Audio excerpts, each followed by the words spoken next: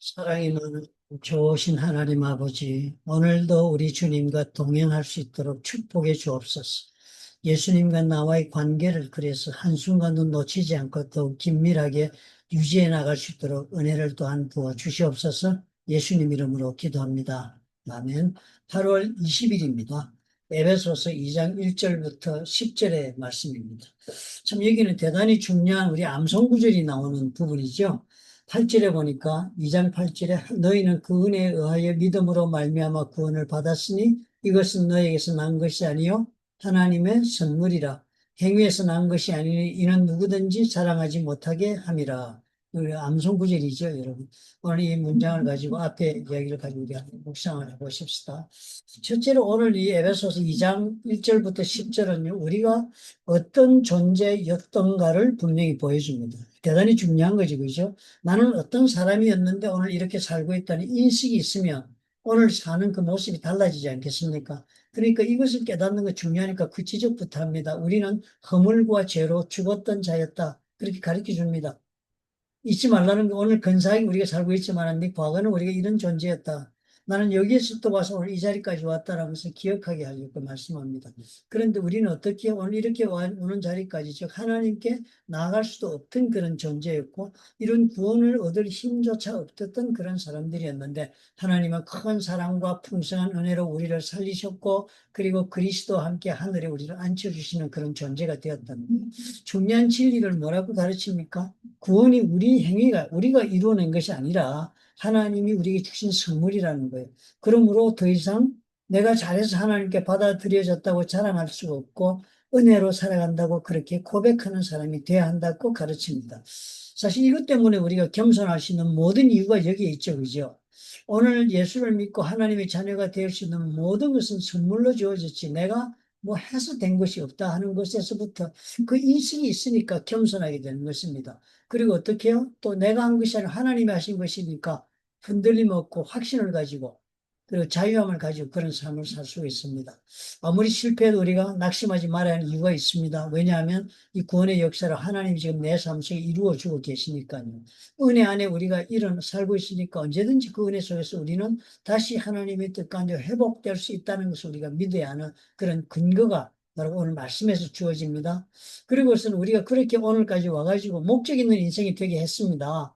그저 구원만 그렇게 받은 것이 아니라 우리가 어떻게 해요? 선한 일을 위하여 지으심 받은 자로 부르심을 받았다고 가르쳐 줍니다.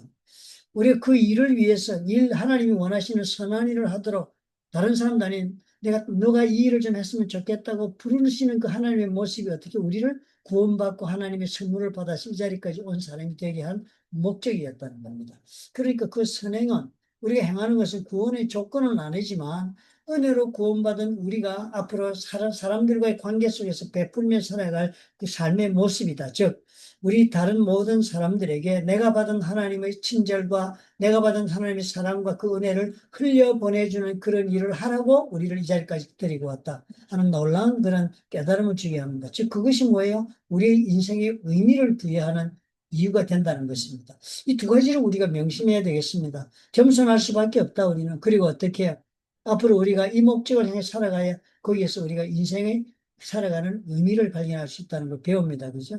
그리고 결국 구원이 선물이라는 이 사실은요, 내 삶을 내가 업적하고 내 스스로 내가 주인이 되고 만족하고 하는 그런 삶을 자랑하며 사는 그런 삶이 아니라 하나님에게 감사하고 또 하나님 주신 모든 것에 감사하고 나는 그런 가치도 전혀 없는 사람이란 자기 부인을 가능하게 만들어주는 그런 가르침이다.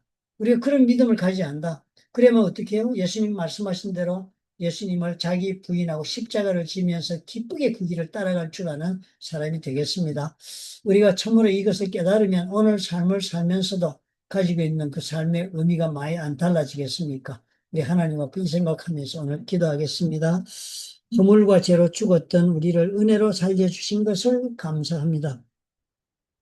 제 행위가 아니라 전적인 하나님의 선물로 받았음을 오늘도 우리가 고백하면서 살아갈 수 있도록 도와주시옵소서.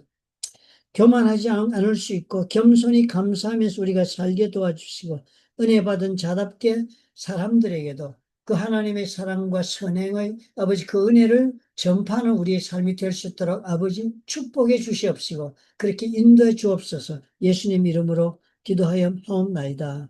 아멘. 언제나 우리가 마음속에 가져야 할 것이 그렇습니다. 그죠? 내가 오늘 살아가는 이 모든 것이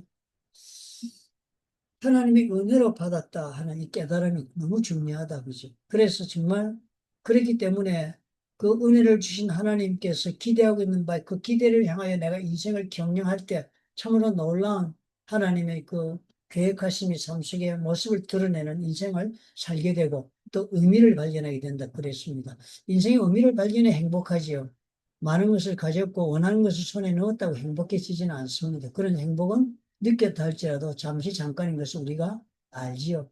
영원히 나를 행복하게 할 수 있는 것은 하나님께서 나를 만드신 그 목적을 향하여 내가 걸어갈 때 내 인생이 행복해진다는 것 오늘 우리가 다시 깊이 묵상하십시다.